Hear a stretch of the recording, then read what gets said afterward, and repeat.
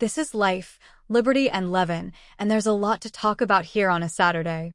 I do things differently here, for better or for worse. I'm very lucky to have this platform that allows me to express myself freely.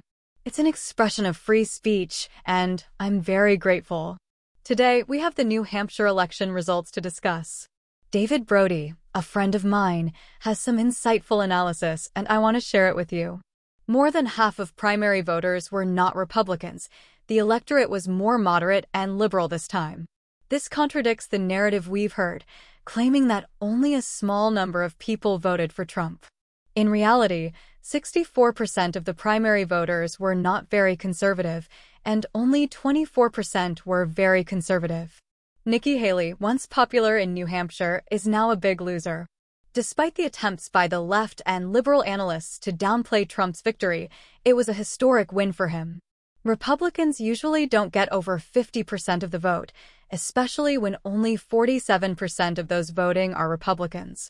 Trump got 70% of the Republican votes, a significant accomplishment.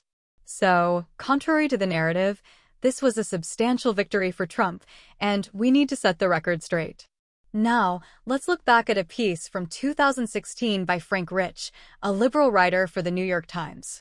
He compares Trump to Reagan and points out the similarities in their campaigns and strategies. The mainstream media often underestimates figures like Reagan and Trump, dismissing them as unsophisticated or unfit for the presidency. However, both Reagan and Trump successfully appealed to grassroots Republicans and challenged the establishment.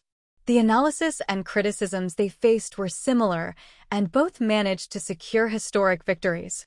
So, when we hear the current narrative about Trump's chances and his appeal to certain voter groups, let's remember that similar misconceptions were made about Reagan.